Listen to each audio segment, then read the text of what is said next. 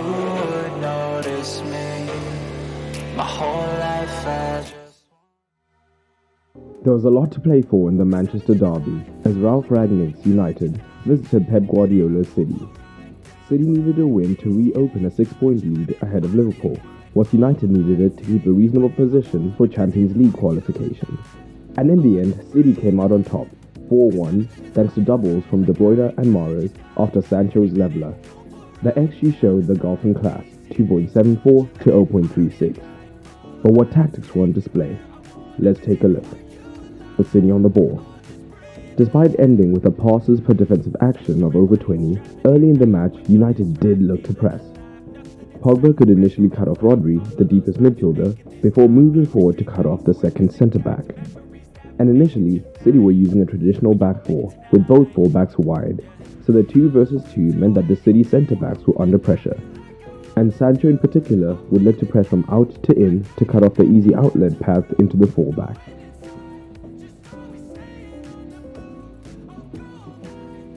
This did force City to give up possession at times, but Pep had different solutions to this. The most simple was playing back to Edison, who could then find the fullback, as United's own fullbacks were tied up by the wingers.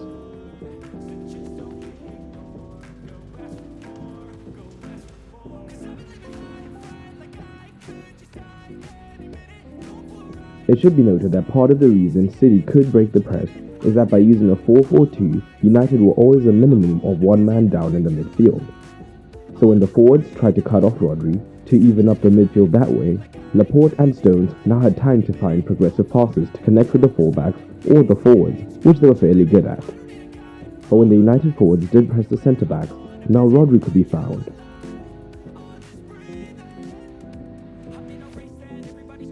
But City were particularly good at using the left-hand side and the centre simultaneously. Having initially been starting wider, now City had figured out United's defensive shape, so Walker inverted to play as a third centre-back, so now City always had a 3 versus 2.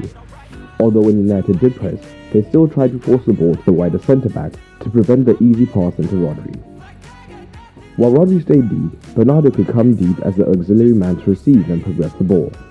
But for the most part, he and De Bruyne stayed higher up in the wide spaces when possible. With United only having a double pivot, if they tried to track closely, this could leave a chasm in the midfield that Foden could drop into to turn and receive and move City higher.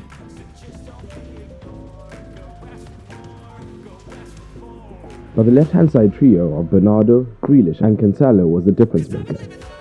At times when Foden dropped, Lindelof stuck tight to make it difficult for him to receive.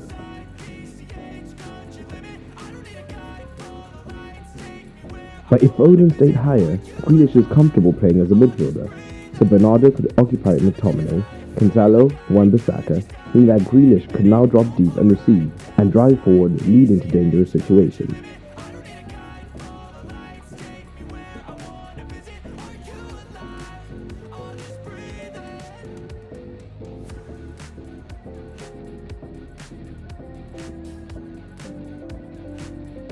But generally, initially, Elanga started off quite narrow defensively, partly covering Bernardo with his cover shadow to make up for the midfield inferiority.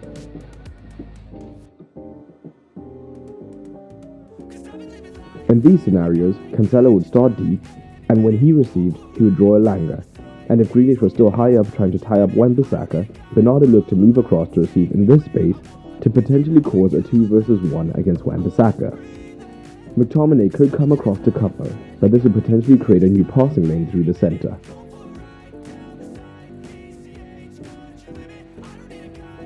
We see some of this in the first goal.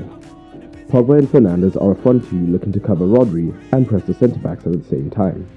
De Bruyne and Bernardo are wide in the half spaces, so Foden has dropped between them into the midfield.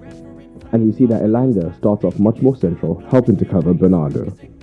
But when Cancelo receives out wide, Elanga has to move out, and Bernardo has now moved into the space to receive, as Grealish occupied Wan-Bissaka.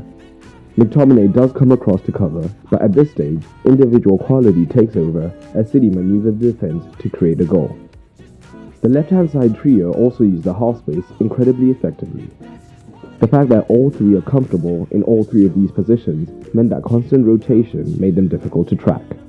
But when Elanga was drawn out and the winger drew in Wan-Bissaka, This left the third man able to make the run through the half space for a potential crossing opportunity, or to drag out Lindelof out of position if he looked to cover.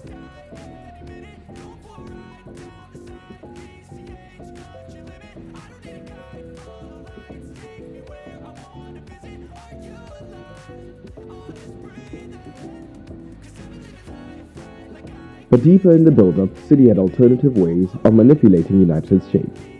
When behind, United tried to press a lot more, with the front two on the centre-backs, so Bernardo would drop deep to be a second pivot alongside Rodri to give them two options.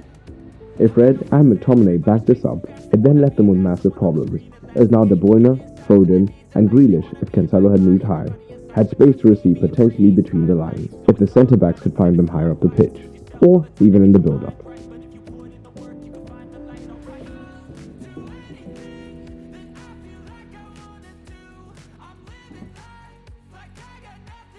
Lastly, City manipulated United's wing as well. Down the right-hand side, when Sancho was drawn to Walker at right centre-back, De Bruyne moved wide right to receive an acres of space to cause damage.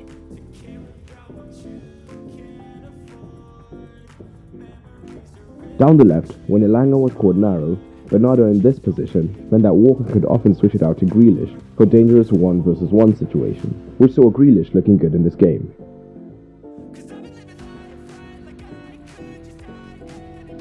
Overall, this was a dominant win for City, particularly in the second half.